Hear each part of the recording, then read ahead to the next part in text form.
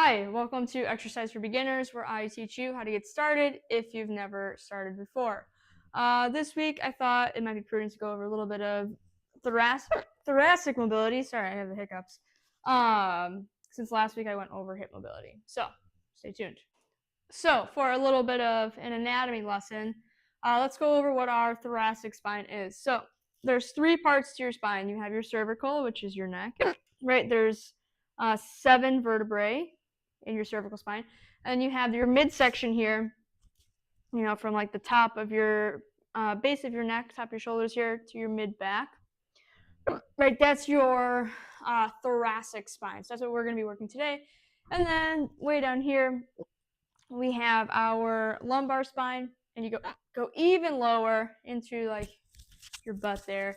You have your sacral, and there's only a couple joints there. So we're gonna be working that midsection thoracic spine. So what ends up happening, sorry, stupid hiccups, with the thoracic spine, do you ever see people who have that like kind of hunched upper back posture there?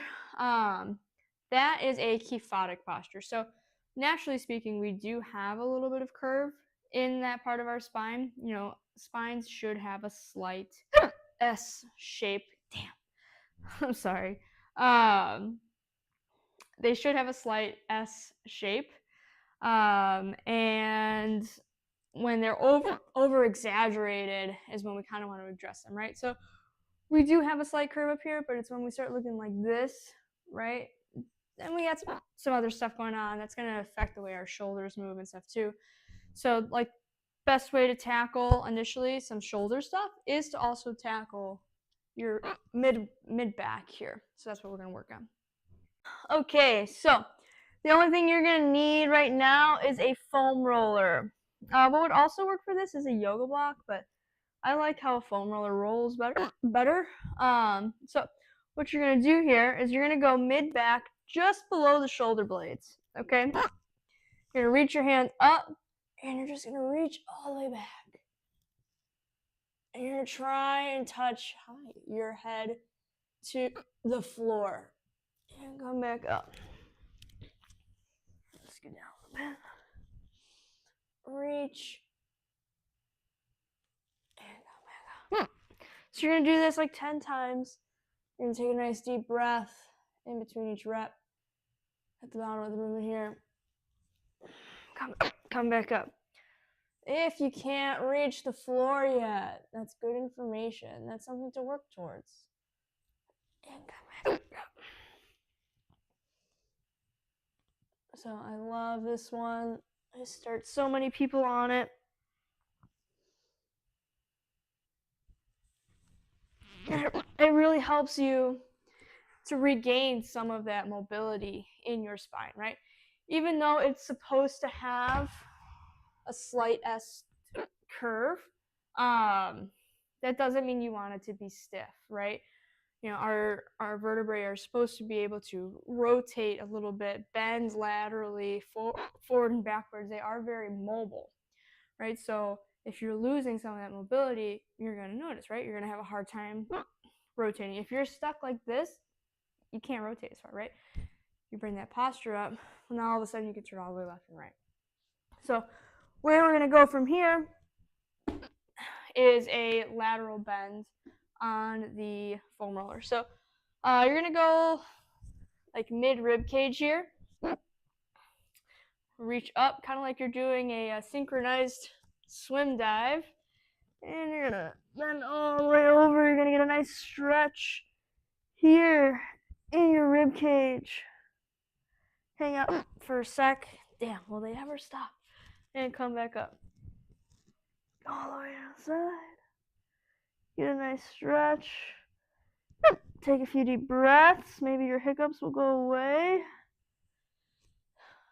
And come back. Hi. We attacked by cats all the time.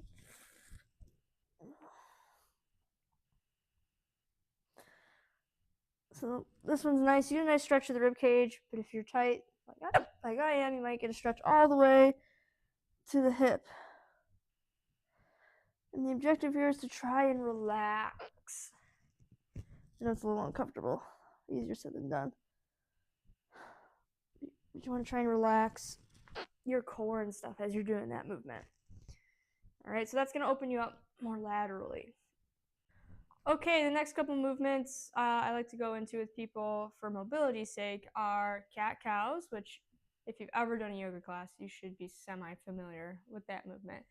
So cat-cows, we also have some other like T-spine rotational movements. So for cat-cow, you're on all fours here. You're gonna look up, arch that lower back. Kind of try to pull those shoulder blades down to the side, arch to the hips, and then arch up as hard as you can towards the ceiling. Down, up, down, up. So these types of movements I do with my clients all the time. It's fairly standard. They know the routine. And I do this because spinal mobility matters. And it's, it's the basis of our core, right? So if that's all stiff, it makes it hard for everything else to move. Whether it's your neck, your mid back, or your low back. Push comes to shove, your spine goes right to the middle. So if something wrong there, there's going to be something wrong everywhere else. So to me, it's the baseline of kind of where to start when you're looking at some good mobility.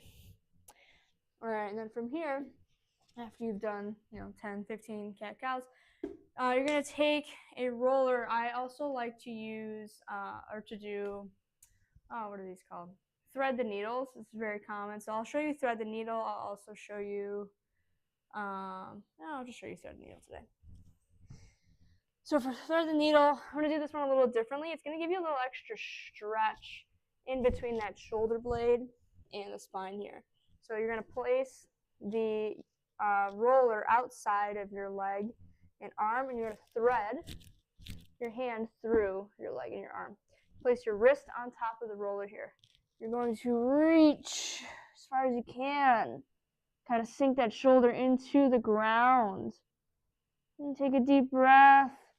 Come back, spin all the way around. Chest towards the ceiling. And come back. Hold. And come back around. If you're like me, one side might be a little less mobile than the other. That's probably the case for most people. As long as you can get relatively around, you're doing better than the average person. And that's really all we're shooting for. Let's be above the curve, yeah?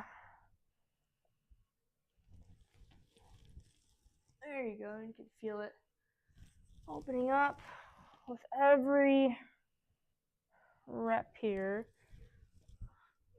Get a little further each time. So these are called just T-spine rotations, thread the needles. This specific one's called thread the needle. Anytime you're rotating your T-spine, it's a T-spine rotation. All right. Okay, last but not least, you will need a yoga block for this one. You can use a foam roller, depending on how thick your yoga block is, but foam rollers tend to be kind of thick. So this one's only 3 inches, 4 inches would be fine too.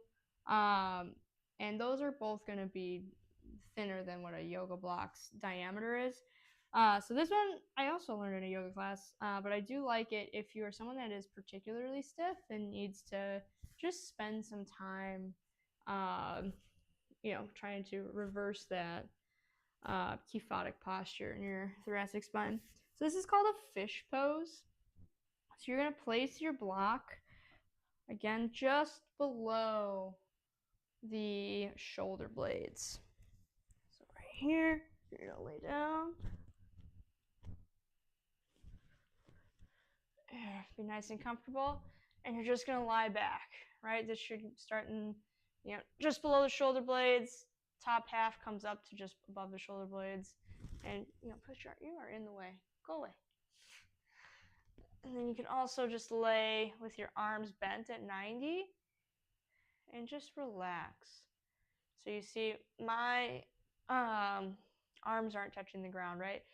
I'm a little tighter in my chest. I also just worked chest yesterday, so that might be why. But if that is something that you're noticing, that can also tell you that you are really tight up through the pecs here. It's usually pec minor, so that's the one that kind of goes into the armpit and it's more vertical in nature. That one usually gets pretty tight and that can prevent your arms from opening up, your wingspan to open up. So arms straight, that's one thing, but it's like elbows bent. Are you able to open up all the way naturally? So if I were to lay here for a little while, 5, 6, 7 minutes, I would probably open up after a bit and my arms would start to rest on the ground. But it does take a little bit of time and you can adjust your posture or where you're sitting on the block a little bit, little by little. But tight pecs can also lead to that extra curve in that thoracic spine, and that's obviously what we don't want, right? So it is multifaceted. It's forces working against you from the front and from the back. The reason our pecs get tight is the same reason our biceps get tight. It's because we do everything in front of our bodies, right? We do everything in front of us. We're looking down, we're picking up, we're pushing things, and this is all happening in front, which utilizes a lot of pec, which we don't think about it that way, but that is what's happening. So they just get used a lot more than the little stuff in the back. And your pecs are significantly larger than a lot of the small muscles that support the shoulder blades and upper back, right? So if it was a competition, they're going to lose every time. That's why most of us have to do so much upper back work to overcompensate for what our pecs will do in the day to day, right? I only work chest once a week, and that's why I do more back and shoulder stuff a couple times a week, and it's for that very reason, to counteract what we do in our day to day in the front of our bodies. Even just picking stuff up, you're using pec, right? So just something to keep in mind. You're closing a door, you're doing pecs, right? That's like a pec fly. So that's why you do a lot of shoulder stuff. That's why we do a lot of upper back mobility and upper back strength and shoulder strength. It's for those reasons. All right. Ugh. There you go. There's your anatomy lesson for today. I hope you learned something. Thank you for joining me today. If you enjoyed this content, please subscribe to my channel. I do try to post weekly when I can. It's meant for beginners. It's meant to kind of just get you started. So if that is where you're at, then this is a great place for you to be. Odds are you're not going to hurt yourself with this stuff. If anything, it's going to help you move a lot better and get you to the bigger stuff later on. If you have any questions, please feel free to reach out. I'm always happy to answer a question here and there. And I do live in Chicago if you're ever looking for a little more one-on-one advice. Thanks for watching. Tell your friends, tell your family. I hope you enjoyed. Have a good one.